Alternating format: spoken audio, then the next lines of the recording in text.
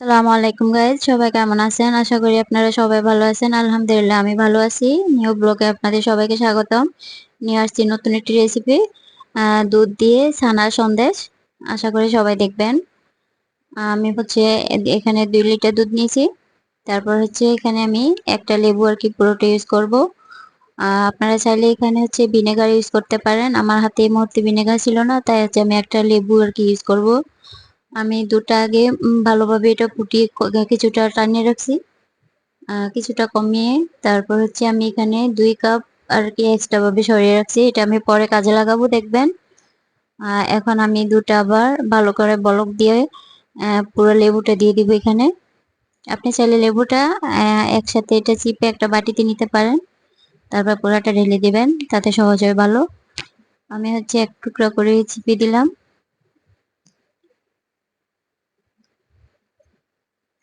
এইভাবে আমি পুরোটা লেবু দেওয়ার পর হচ্ছে এটা ছানা হয়ে গেছে। এখন আমি হচ্ছে এটা একটা সাদা কাপড়ে আর কি এটা ঢেলে নিতে হবে।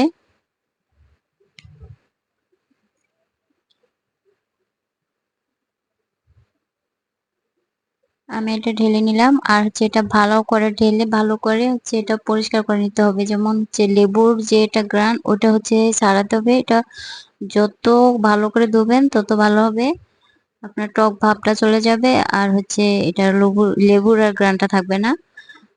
এটা তারপর হচ্ছে ভালোভাবে এভাবে চিপে নিতে হবে। নিয়ে তারপর হচ্ছে ভারী কিছু দিয়ে এটারে চাপতে চাপতে পানিটা বের করতে হবে। আমি হচ্ছে এখানে একটা পুতা ইউজ করলাম। আপনারা চাইলে এখানে পিঁড়ি বা অন্য ভারী কিছু ইউজ করতে পারেন। এভাবে চিপে নিচ্ছি। আর এই যে আমি 2 কাপ দুধ রাখছি যে ওখান থেকে, এটা এখন আমি হচ্ছে এই একটা পাত্রতে ঢেলে দিলাম। এটা হচ্ছে দুধটা ঘন করব এখন। আমি এই দুধের সাথে হচ্ছে আমি কিছু গুঁড়ো দুধ ইউজ করলাম, 2 চামচ গুঁড়ো দুধ দিয়ে দিলাম। আর এখানে আপনি কনডেন্স মিল্কও ইউজ করতে পারেন। এখানে এটা দেওয়ার পর আর কি টেস্টটা অন্যরকম হয়, দোকানের চেয়ে অনেক ভালো হয়।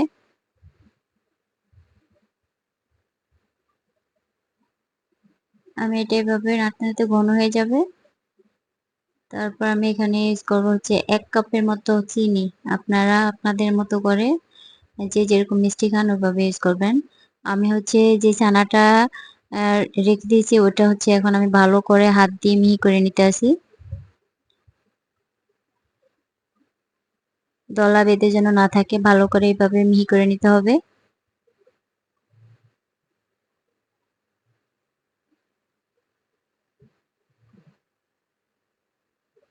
বাস আমার এটা একদম পারফেক্ট ভাবে হয়ে গেছে।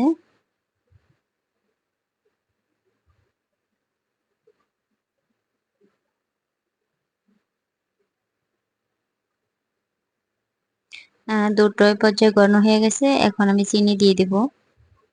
যেরকম ঘন হয়েছে দেখেন।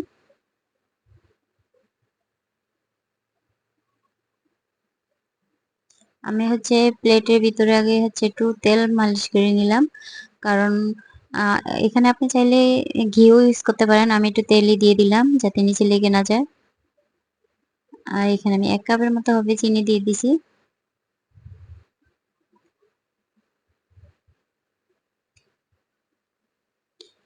সাইডের গুলো আপনি এভাবে উঠিয়ে নেবেন।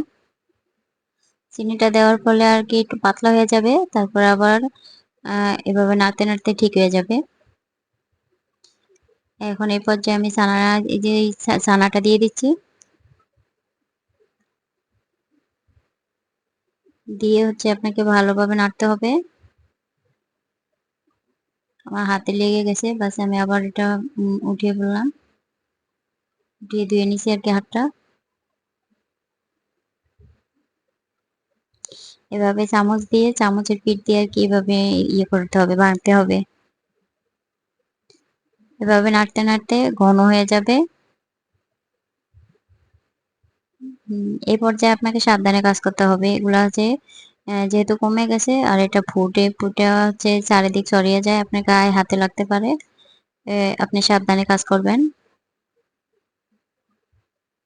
এখন এই পর্যায়ে এরকম ঘন হয়েছে দেখেন, লেগে যায় না। আমি আপনাদেরকে দেখিয়ে দিচ্ছি। নিচে যেন লেগে না যায়, তাহলে হচ্ছে পোড়া গন্ধ করবে। আমার এটা হয়ে গেছে। এখন আমি হচ্ছে এটা ঢেলে নিব। এভাবে এটা সেট করে নিতে হবে। তারপর হচ্ছে এটা আমি এখন ফ্রিজে নিয়ে যাব, ফ্রিজে নিয়ে রাখবো। আমি হচ্ছে এই এই ফ্রিজের কাছে আসছি, এসে দেখি যে এই ফ্রিজে হচ্ছে জায়গা হয় না, এটা রাখার মতো জায়গা নেই। আর থাকলে হয়তো বা যে মাছের পানিটা পড়তে পারে, তাই হচ্ছে আমি অন্য ফ্রিজে নিয়ে আসছি। এটাতে আমি রেখে দিলাম। আপনি হচ্ছে এটাকে ৩-৪ ঘন্টা যদি আপনি রাখেন, তাহলে হচ্ছে এটা ভালোভাবে আপনার একদম শক্ত হবে। আমি ২০ মিনিট পরে হবে, এভাবে আমি এটা নামিয়ে দেখলাম আর কি কিরকম শক্ত হয়েছে। আমি কাটার চেষ্টা করছি, দেখেন এই যে হাতে লেগে যায় না। আমি একটু কাটার চেষ্টা করছি, দেখি ছুরিতে লেগে যায়। তারপর আমি আবার এটা ফ্রিজে রেখে দিছি।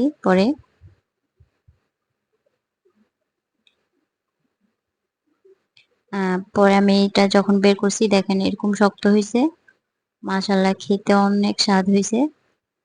আপনারা আশা করি ট্রাই করে দেখবেন। বাজারের থেকেও বাড়িরটা অনেক মজা হয়, অনেক। আমরা বাজারেরটাও কিনে খেয়েছি। তো আশা করি আপনাদের কাছে ভিডিওটা ভালো লাগছে। আসসালামু আলাইকুম সবাইকে।